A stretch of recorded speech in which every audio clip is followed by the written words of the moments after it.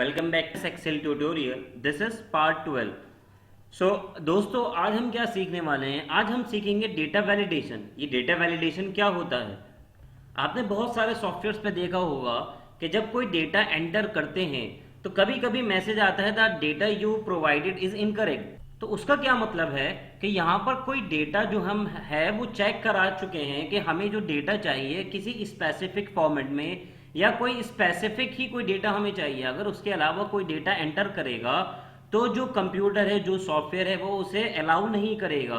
तो जैसे कि हमने कंडीशनल फॉर्मेटिंग में क्या करा था, कंडीशनल फॉर्मेटिंग में हमने चेक करा था कि जो हमने कंडीशन दी है वो कंडीशन अगर मैच ना हो तो हमारा जो डेटा है वो किसी फॉर्मेटिंग में शो हो जाए। बट डेटा वैलिडेशन में हम रेस्ट्रिक्ट करेंगे यूज़र को कि जो हम डेटा चाहते हैं, जिस तरीके का हम डेटा चाहते हैं वही डेटा हमें मिले। अगर अदरवाइज अगर कोई और सा डेटा हमें इनपुट मिलेगा तो हम वहाँ पर कोई मैसेज, कोई एरर शो करेंगे और वहाँ पर हम डेटा एंटर नहीं होने देंगे। तो आइए चलिए देखते हैं कि डेटा वैलिडेशन हम कैसे अप्लाई करेंगे। तो उसके लिए आपको क्या करना है कि फॉर एग्जांपल आपकी ये सेल, और इस सेल में आप चाहते हैं कि यहाँ पर जो डेटा मैं एंटर करूँ वो स्पेसिफिक हो। तो हम एक एग्जांपल ले लेते हैं उसका। मैंने यहाँ पर दो कॉलम्स में नेम लिख दिया है और एज लिख दिया है। अब मैं डेटा ऐसा एंटर कराना चाहता हूँ कि जिसकी एज 30 से लेस हो, वो ही यहाँ पर एंटर हो। कि फॉर एग्जांपल कोई फॉर्म है जिसमें कि मुझे चेक कराना है कि अगर किसी की एज 30 से अबव हो तो वो यहाँ पर डेटा एंटर ना करे।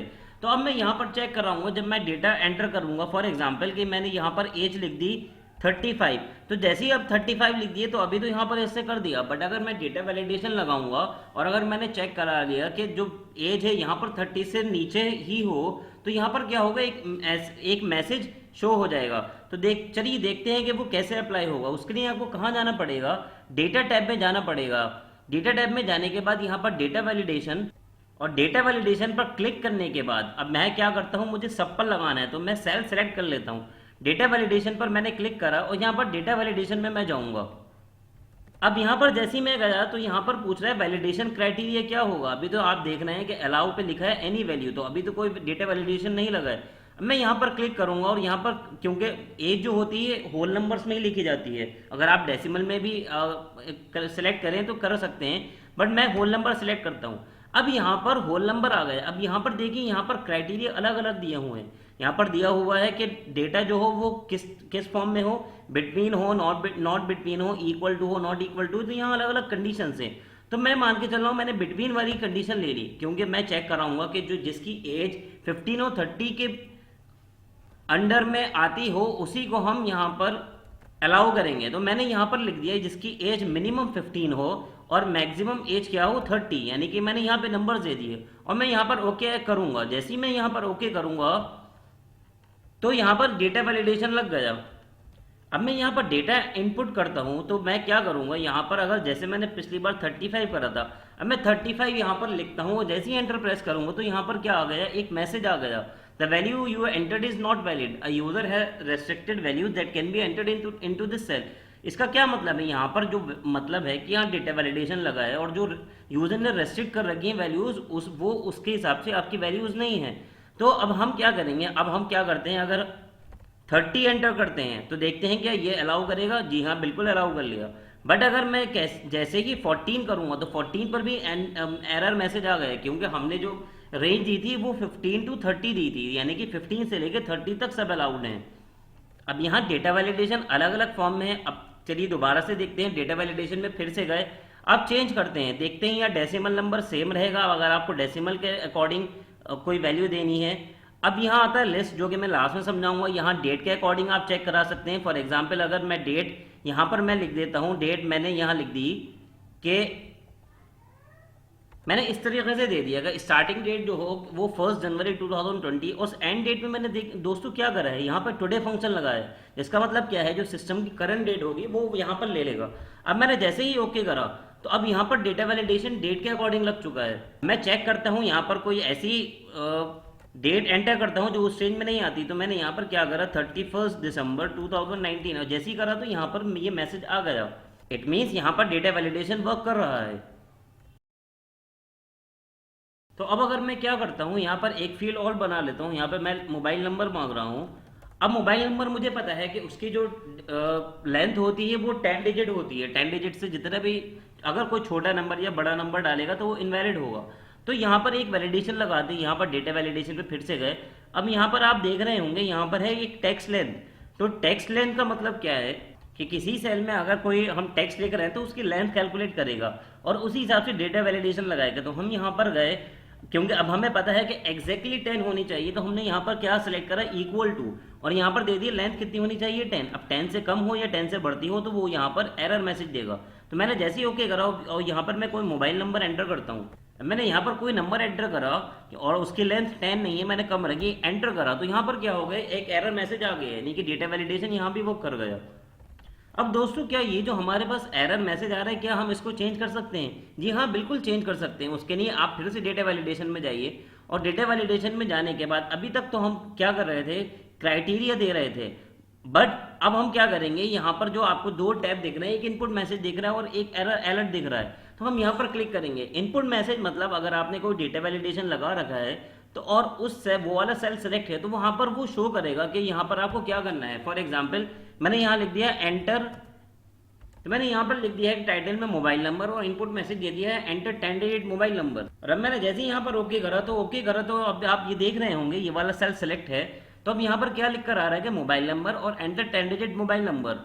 उसके बाद अब आपको क्या देना है कि अगर कोई एरर आए तो एरर पे जो एरर मैसेज आ रहा है वो आपको चेंज करना है। तो आप एरर अलर्ट पे आएंगे तो जो सिंबल आपको शो हो रहा था वो सिंबल भी आप चेंज कर सकते हैं, वार्निंग का सिंबल दे सकते हैं या आप इंफॉर्मेशन का सिंबल दे सकते हैं। और यहाँ पर अगर आप वहाँ पर कोई मैसेज देना चाह रहे हैं, फॉर एग्जाम्पल मैंने यहाँ पर मैसेज दिया, तो अब यही मैसेज वहाँ पर शो होगा अगर मैं कोई गलत डेटा एंटर करूँगा। तो अब मैं यहाँ पे क्या करता हूँ, यहाँ पर कोई नंबर देता हूँ और यहाँ पर अब जब भी ये मैसेज आया वो मैसेज कस्टमाइज आएगा, जो मैंने वहाँ पर दिया था वो वही मैसेज आएगा। क्या लिख कर आ रहा है, टाइटल में लिख कर आ रहा है रॉन्ग मोबाइल नंबर जो मैंने दिया था, और फिर उसके बाद लिख कर आ रहा है please check the length of your number. दोस्तों यहाँ पर एक वैलिडेशन और होता है, वो होता है कस्टम।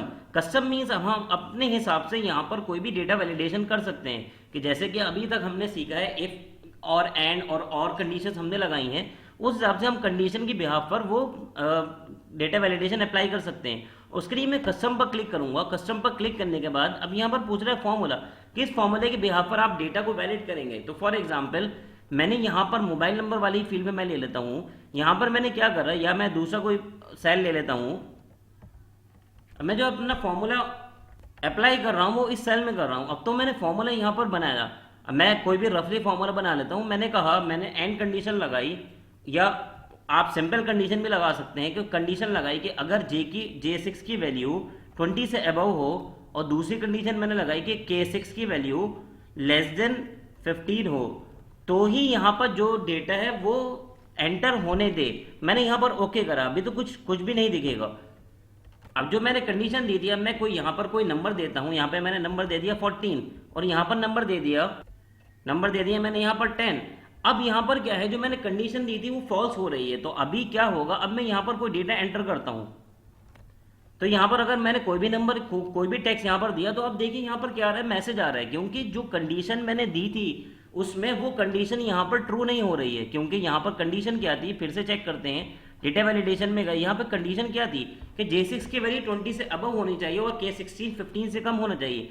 K16 तो 15 से कम है, बट J16 की वैल्यू 20 से अबव नहीं है। अब मैं यहाँ पर 20 से अबव कर देता हूँ और फिर देखता हूँ यहाँ पर डेटा वो अलाउ करेगा नहीं करेगा। देखिए, तो उसने अब भी अलाउ नहीं करा, तो इसका मतलब हमने कोई कंडीशन में गलती करी है। आइए देखते हैं क्या गलती करी है। तो अब हम फिर से डेटा वैलिडेशन में जाएंगे और डेटा वैलिडेशन पे फिर से चेक करेंगे क्या गलती है। हमारी वैल्यूज तो सही है, बट हमारी गलती ये है, यहाँ पर हम इज इक्वल टू लगाना रह गया। तो क्योंकि यहाँ पर ये फॉर्मूला था, तो यहाँ पर इज इक्वल टू लगाना जरूरी है। अब मैंने फिर से ओके करा, अब मैं वही करता हूँ, फिर से नंबर देता हूँ। अब देखिए यहाँ पर इसने अलाउ कर दिया। नेक्स्ट जो हमारा डेटा वैलिडेशन है, जो बहुत ही इंपॉर्टेंट है, जो बहुत ही यूजफुल भी है, और मैं आपको उसका प्रॉपर एग्जाम्पल भी शो कराने वाला हूँ, वो है लिस्ट। लिस्ट क्या करता है कि आपने देखा होगा कि बहुत से सॉफ्टवेयर्स में ड्रॉप डाउन लिस्ट होती है, एक लिस्ट होती है जिसमें कई सारे नाम होते हैं। आप उन नेम्स में से या उस डेटा में से ही सिलेक्ट कर सकते हैं, अपने आप कुछ टाइप नहीं कर सकते। जी हाँ, वैसे ही लिस्ट हम यहाँ पर क्रिएट करेंगे। तो उसके लिए हम डेटा वैलिडेशन में गए, डेटा वैलिडेशन में जाने के बाद हमने यहाँ से लिस्ट सेलेक्ट करा। अब यहाँ पर लिस्ट है, यहाँ पर सोर्स मांग रहा है, या तो आप सोर्स मतलब आपको डेटा कहाँ से लेना है, या आप यहाँ पर ही अपना डेटा लिख दें। फॉर एग्जाम्पल मैंने यहाँ पर लिख दिया मंडे कॉमा, यहाँ पर आपको कॉमा से सेपरेट करना है अपने डेटा को, Tuesday comma Wednesday comma Thursday. अब मैंने यहाँ पर ओके करा। अब यहाँ पे क्या हुआ, जैसे ही मैंने यहाँ ओके करा तो यहाँ पर एक ये बटन बन के आ गया है, इसे कहते हैं ड्रॉप डाउन लिस्ट। अब आप इसे सेलेक्ट करेंगे तो यहाँ पर आपको सिर्फ वही डेटा शो होगा जो वहाँ पर आपने लिस्ट में दिया था। तो आपने ये सेलेक्ट कर लिया तो यही होगा। अगर आप यहाँ पर अपना कोई डेटा देना चाहेंगे तो वो एक्सेप्टेबल नहीं होगा, क्योंकि डेटा वैलिडेशन लगा है। तो आपको लिस्ट में से ही सिलेक्ट करना है। तो इसको कैसे यूज़ करेंगे, इसका क्या लाइव एग्जाम्पल है। तो याद होगा हमने अटेंडेंस शीट बनाई थी। इस अटेंडेंस शीट में हम क्या कर रहे थे, यहाँ पर ए और पी एंटर करा रहे थे। अब कोई गलती से कोई डेटा और भी एंटर कर सकता है, तो हमें वहां पर डेटा वैलिडेशन कराना चाहिए, क्योंकि हमें यहाँ ए और पी के अलावा कोई भी डेटा एंटर नहीं कराना है। तो उसके लिए हम क्या करेंगे, यहाँ पर हमने डेटा वैलिडेशन लगाया, वहीं गए डेटा में जाने के बाद डेटा वैलिडेशन में, और यहाँ पर लिस्ट सेलेक्ट करा। लिस्ट सेलेक्ट करने के बाद अब मैंने यहाँ पर क्या दे दिया, यहाँ पर दे दिया ए कॉमा पी, और यहाँ पर ओके करा। तो अब यहाँ पर क्या आएगा, यहाँ तो यूजर जो है यहाँ पर ए सेलेक्ट कर सकता है या पी सेलेक्ट कर सकता है। बाकी हमारी कंडीशन फॉर्मेटिंग बिल्कुल वैसे ही काम करेगी जैसे पहले करती थी। अब आपको ये कंडीशन, ये वैलिडेशन सब पे कॉपी करना है, उसके लिए आप सबको सेलेक्ट भी कर सकते हैं या आप इस तरीके से भी कर सकते हैं। अब यहाँ लिस्ट में अगर आप डिलीट करते हैं तो आपका जो डेटा अंदर का है, जो आइटम आपने सेलेक्ट करा था वो डिलीट होता है, आपकी जो ड्रॉप डाउन लिस्ट है वो डिलीट नहीं होगी।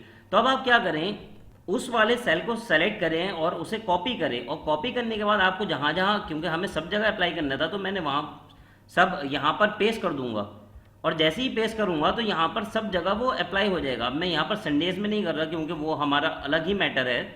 तो इस तरीके से वो सब जगह अप्लाई हो चुका है। अब मैं यहाँ पर कहीं भी मैं चेक करूंगा तो यहाँ ए और पी ही मुझे शो होगा। नेक्स्ट हमारा डेटा वैलिडेशन में है कि अगर हम डेटा वैलिडेशन बाद में अप्लाई कर रहे हैं और डेटा हमारे पास पहले से मौजूद है, फॉर एग्जांपल यहाँ पर एज का जो डेटा वैलिडेशन लगा है वो पहले से मैंने लगा रखा है, तो पहले मैं डेटा वैलिडेशन में जाऊंगा और यहाँ पर क्या करूंगा, यहाँ पर क्लियर ऑल कर दूंगा, यानी कि डेटा वैलिडेशन मैंने रिमूव कर दिया।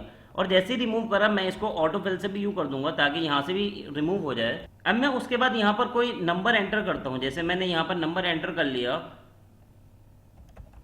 और नंबर एंटर करने के बाद अब मैं फिर से डेटा वैलिडेशन लगाता हूँ, वही कंडीशन लगाता हूँ कि जिसकी एज 15 और 20 के बीच में हो तो वही यहाँ पर अलाउड हो। तो हम क्या करेंगे, यहाँ से होल नंबर सेलेक्ट करेंगे और यहाँ पर मैंने मिनिमम एज 15 लिख दी और यहाँ पर मैक्सिमम एज मैंने 30 लिख दी और यहाँ पर ओके करा। अब यहाँ तो लग गया, यहाँ पर जो पहले से डेटा था वो तो वहीं का वहीं रहा, बट अब क्या करेंगे, डेटा वैलिडेशन पे जाएंगे और यहाँ पर करेंगे सर्किट इनवैलिड डेटा, यानी कि जो पहले से डेटा मौजूद था और डेटा वैलिडेशन लगने के बाद वो वैलिड नहीं करता है डेटा को, तो हम यहाँ पर क्लिक करेंगे। तो जैसे ही क्लिक करेंगे तो जो इनवैलिड डेटा है वो उसे यहाँ पर शो करने लगेगा। तो दोस्तों ये डेटा वैलिडेशन जो टॉपिक है ये बहुत ही इंपॉर्टेंट टॉपिक है और बहुत ही यूजफुल टॉपिक है, ये हर जगह ही यूज होता है। Thank you everyone, have a nice day. हमारा यूट्यूब चैनल सब्सक्राइब करना ना भूलें और साथ ही साथ बेल आइकन को भी प्रेस करें।